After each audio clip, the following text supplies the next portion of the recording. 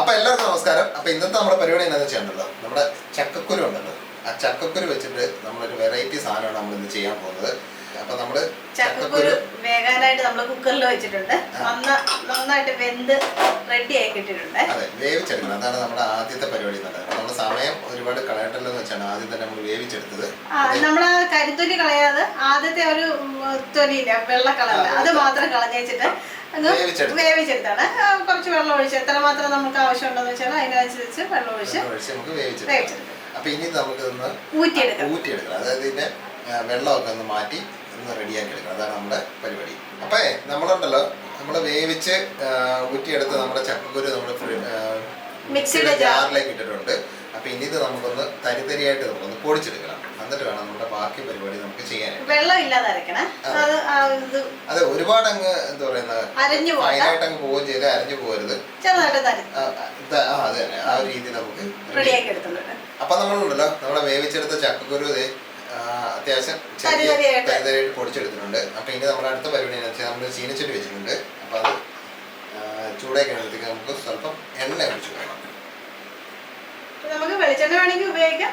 വെളിച്ചെണ്ണ കുറച്ചുകൂടി taste. Sunflower oil, cooking oil. അപ്പൊ നമ്മൾ ഏതാ എടുക്കുന്ന വെച്ചാൽ ആ കുക്കിംഗ് ഓയിൽ എടുക്കാവേ. അപ്പൊ ഇനി നമുക്ക് ഒരു സ്വല്പം കടുക് പൊട്ടിക്കാവേ. കടുക് പൊട്ടിച്ചു കൊണ്ടുപോകാനായിട്ട് കടുക് റെഡി ആയിട്ടുണ്ട്. ചട്ടി നല്ല ചൂടായിരുന്നു, നമുക്ക് പെട്ടെന്ന് തന്നെ കടുക് പൊട്ടി തുടങ്ങി. അപ്പൊ ഇനി നമുക്ക് ഇതിലേക്ക് നമ്മുടെ വറ്റൽമുളക് കുറച്ചിട്ട് കൊടുക്കണേ. നമ്മുടെ വറ്റൽമുളക് കൊടുക്കുക. ഇച്ചിരി ഒന്ന് മാറി ഇന്ന് വറ്റൽമുളക് ഇടുന്നതായിരിക്കും നല്ലത്. ഈ മുളകുണ്ടല്ലോ ചില സമയത്ത് അങ്ങ് പൊട്ടും, നമ്മൾ വിചാരിക്കുന്നതല്ല. നമ്മൾ എരിവിന് ആവശ്യമായിട്ടുള്ള വറ്റൽമുളക് ഇട്ടിട്ടുണ്ട്. വറ്റൽമുളക് ഇടുമ്പോഴാണ് ടേസ്റ്റ് കൂടുതൽ. അപ്പൊ ഇനി നമ്മൾ കൊത്തി അരിഞ്ഞ് വെച്ചിരിക്കുന്ന സവാളയാണ് ചെറുതായിട്ട് അരിഞ്ഞെടുക്കണം, പൊടിയായിട്ട് അരിഞ്ഞെടുക്കുന്നത്. അപ്പൊ ഇനിയിപ്പോൾ നമുക്കൊന്ന് ഈ പൊടിയായിട്ട് അരിഞ്ഞുകൊണ്ടുണ്ടല്ലോ പെട്ടെന്ന് തന്നെ നമുക്കിത് വഴന്ന് കിട്ടുകയും ചെയ്യും. മറ്റേ വലിയ പീസായിട്ട് എടുക്കുമ്പോഴത്തേക്കാണ് ഇത് വഴന്ന് വരാനായിട്ട് കുറച്ച് താമസം വരുന്നത്. അപ്പൊ നമ്മൾ തീ കത്തിച്ചു കൊടുക്കാം. ഒരു ലോ ഫ്ലെയിമിൽ നമുക്കിത് വഴറ്റിയെടുക്കാം. അതിന്റെ കൂടെ തന്നെ നമുക്ക് കുറച്ച് കറിവേപ്പില കൂടെ.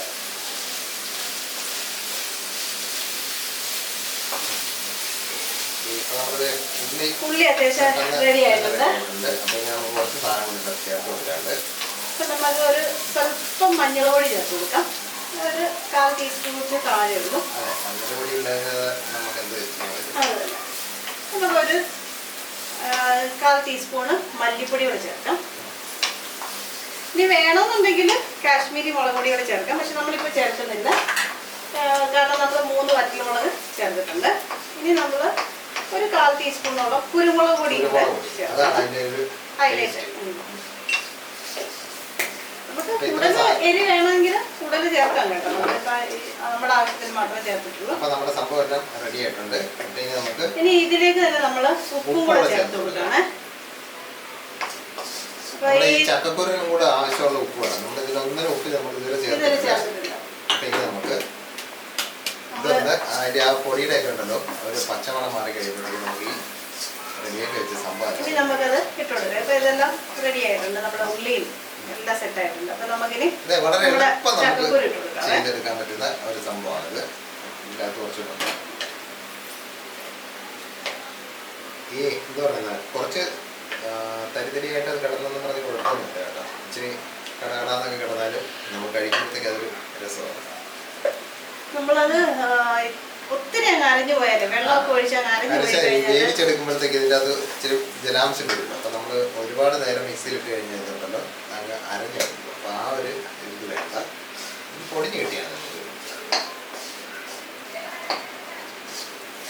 ഇനി നമുക്ക് നന്നായിട്ട് ഇളക്കി ചേർത്തെടുക്കുക. നമ്മുടെ അടുത്ത പരിപാടി. അപ്പൊ ഇത് ഈ കട്ട കെട്ടി കിടക്കുന്നൊക്കെ ഒന്ന് ഇളക്കി പൊടിച്ചെടുക്കണം. നമ്മൾ മിക്സിയിലല്ല അരച്ചെടുത്തത്, അതുകൊണ്ടാണ് കട്ട വരുന്നത്. അപ്പൊ അതെല്ലാം ഒന്ന് റെഡിയാക്കി അപ്പോൾ വളരെ വേഗം തയ്യാറാക്കാൻ പറ്റുന്ന ഒരു അടിപൊളി സാധനമാണിത്. കാരണം ഈ ചക്കക്കുരു വേവിച്ചെടുക്കുന്ന ഒരു താമസം മാത്രമേ ഉള്ളൂ ഇതിനകത്ത്. ബാക്കിയെല്ലാം വളരെ എന്താ പറയുക നിമിഷ നേരം കൊണ്ട് നമുക്ക് തയ്യാറാക്കി എടുക്കാം. ഇത് ചക്കക്കുരുവിന്റെ ഒത്തിരി തൊലി കളഞ്ഞ സമയം കളയൊന്നും വേണ്ട. അതിന്റെ ആ ബ്രൗൺ കളറുള്ള തൊലി ഉണ്ടല്ലോ, അത് കളയാതിരിക്കും. അത് ഇച്ചിരി നമുക്ക് ഹെൽത്തി ആയിട്ടുള്ള സംഭവമാണ്. നമ്മൾ അതിന്റെ പുറത്തുള്ള ആ ഒരു ടേപ്പ് ഒട്ടിച്ച് വെച്ചിരിക്കുന്ന സാധനമുണ്ട്, അത് മാത്രം പൊളിച്ച് കളഞ്ഞാൽ മതി. അപ്പൊ നമ്മുടെ സംഭവം റെഡി ആയിട്ടുണ്ട്. അപ്പൊ എന്തായാലും ഉപ്പ് നോക്കാതെ, ഉപ്പ് നോക്കിയതിന് ശേഷം നമുക്ക് ഒരു സാധനം കൂടി ചേർക്കാനുണ്ട്. ഒന്ന് നോക്കിയേട്ടോ ഉപ്പ്.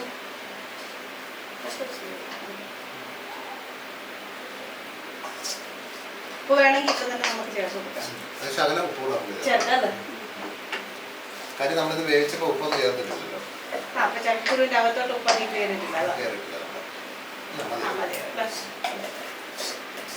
അപ്പൊ നല്ല ടേസ്റ്റിലുള്ള ഒരു ചക്കക്കുരു വിഭവം റെഡി. അതെ, നമുക്ക് ചോറിന്റെ കൂടെ ചപ്പാത്തിയുടെ കൂടെ എന്തിന്റെ വേണമെങ്കിലും നമുക്കിത് കഴിക്കാം. നല്ല അടിപൊളി ടേസ്റ്റ് ആണ്. അപ്പൊ ഇനി അതിന്റെ കൂടെ ഇച്ചിരി തേങ്ങ കൂടെ ചേർത്ത് കൊടുക്കാം. ഇപ്പോഴാണ് അതിന്റെ ഒരു highlight.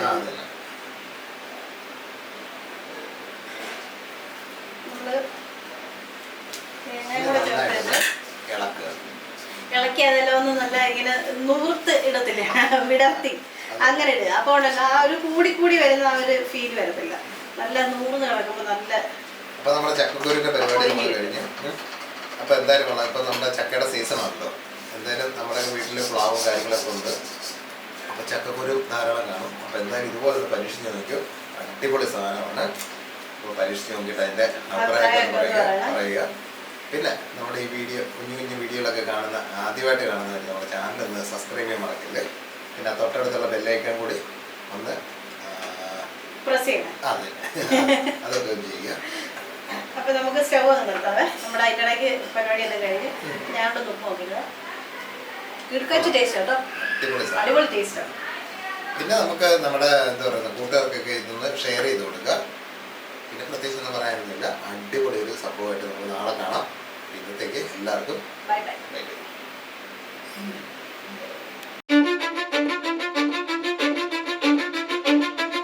Cause I don't give a fuck what you say. Yeah, I'ma do shit my way. So you can go kick rocks, I'ma stack bricks up, build what I want to make. Yo, I got a lot of shit to say, so I'ma do this every day. I'll be writing things until I'm fucking buried in my grave.